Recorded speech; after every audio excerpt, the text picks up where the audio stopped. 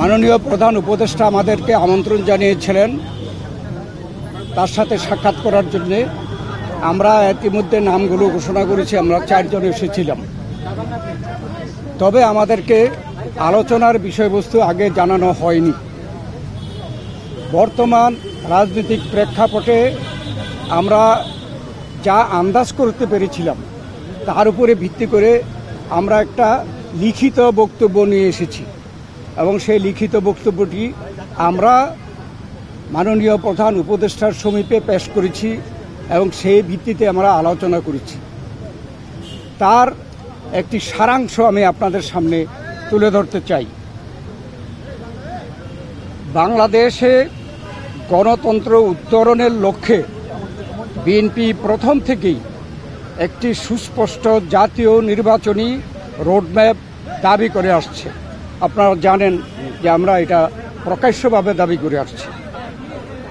সুষ্ঠু, নিরপেক্ষ ও অবাধ নির্বাচন অনুষ্ঠানের উদ্দেশ্যে সরকারের নিরপেক্ষতা বজায় রাখার স্বার্থে বিতর্কিত উপদেষ্টাদের বাদ দিয়ে উপদেষ্টা পরিষদ পুনর্গঠনের জন্য আমরা দাবি জানিয়েছি।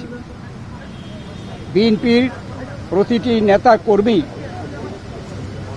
ব্যক্তিগতভাবে, রাজনৈতিকভাবে, পারিবারিকভাবে সবচেয়ে বেশি ক্ষতিগ্রস্ত হয়েছে আওয়ামী লীগের আমলে এবং সেই জন্য আওয়ামী লীগের বিচার সবচাইতে বেশি দাবি করে বিএনপি।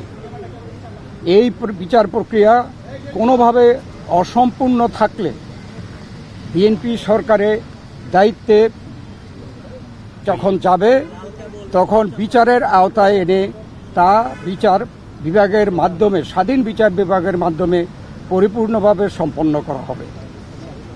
নির্বাচন সংশ্লিষ্ট সংস্কার কার্যক্রম অবিলম্বে সম্পন্ন করে ডিসেম্বরের মধ্যে জাতীয় সংসদ নির্বাচন অনুষ্ঠানের জন্য দ্রুত একটি রোডম্যাপ প্রদানের দাবি আমরা জানিয়েছি।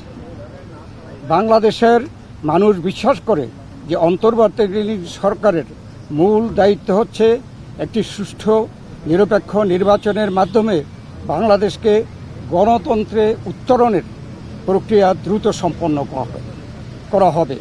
যে কোনো উছিলায় নির্বাচন যত বিলম্ব করা হবে, আমরা মনে করি জাতির কাছে আবার স্বৈরাচার পুনরায় ফিরে আসার ক্ষেত্র প্রস্তুত হবে। এর দায় দায়িত্ব বর্তমান সরকার ও তাদের সাথে সংশ্লিষ্টদের উপরে বর্তাবে।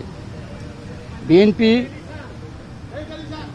সম্প্রতি যে নানা ধরনের গুজব আছে, সেই প্রেক্ষিতে আমরা বিএনপির পক্ষ থেকে বলেছি, বিএনপি কখনই প্রধান উপদেষ্টার পদত্যাগ চায়নি, বরঞ্চ প্রথম দিন থেকেই এই সরকারকে সর্বাত্মক সহযোগিতা করে আসছে। আমাদের যে আলোচনা তার এই সারাংশ ছিল এতটুকু।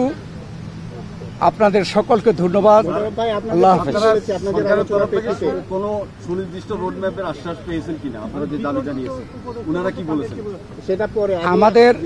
আমাদের যে আলোচনার মধ্যে আসছে সংস্কার, বিচার এবং নির্বাচন মূল। আমরা বলেছি একটার সাথে আরেকটার কোনো সম্পর্ক নাই, কেননা সংস্কার চলমান বিষয়, এটা চলতে থাকবে। আমরা আশা করেছি এই সরকার সকলের সাথে ঐক্যমতের ভিত্তিতে একটা সংস্কার প্রস্তাব দেবে, সেটা চলমান থাকবে। এবং আমরা যদি ভবিষ্যতে জনগণ আমাদেরকে ক্ষমতায় বসায়, আমরা সেই সংস্কার চলমানভাবে আমরা সংস্কার বাস্তবায়নের আমরা প্রচেষ্টা নেব।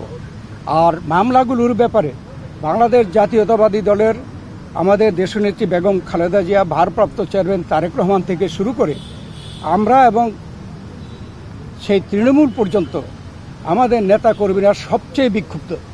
আমরা এই স্বৈরাচারী ফ্যাসিস্ট সরকারের কর্তা ব্যক্তিদের এবং যারা দায়ী তাদের বিচার চাই।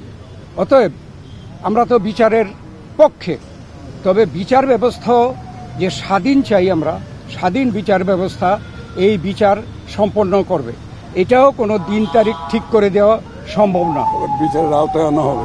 এবং আমরা বলেছি যে যেগুলো সম্পন্ন না হবে সেগুলো যদি বিএনপি ক্ষমতায় যায় তাহলে বিচারের আওতায় এনে স্বাধীন বিচার ব্যবস্থার মাধ্যমে এই বিচার সম্পন্ন করা হবে।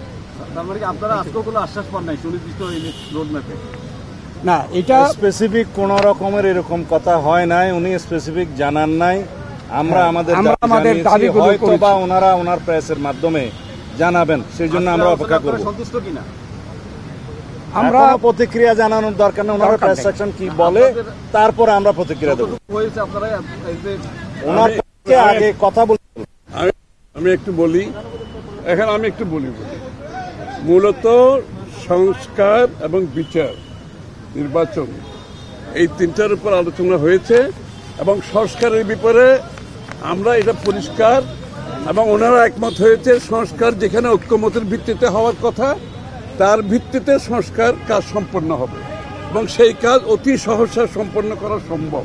এখানে কোনো দ্বিমত পোষণ করেন নাই। বিচার ব্যবস্থা বিচার বিভাগ করবে এবং বিচারের আওতায় আনার ব্যাপারে যে আলোচনা হয়েছে এখানে ওনাদের কোনো দ্বিমত নাই। সুতরাং ডিসেম্বরের আগেও নির্বাচন করা সম্ভব এই আলোচনা হয়েছে এখানে। এখানে যে তিনটি বিষয় শোনেন, পদত্যাগের ব্যাপারে আমরা লিখিত বক্তব্যে জানিয়েছি, আগেও জানিয়েছি। নিরাপত্তা উপদেষ্টা এবং আর দুইজন ছাত্র উপদেষ্টা যাদের কারণে এই সরকারের নিরপেক্ষতা ক্ষুণ্ণ হচ্ছে তাদেরকে বাদ দেওয়ার জন্য আমরা আজকেও লিখিত বক্তব্য আমরা দিয়েছি, মুখেও বলেছি। আশ্বাস বা কিছু দিয়েছে সেই আশ্বাস ওনারা দেখবেন, আমরা আমাদের বক্তব্য দিয়েছি। Thank you.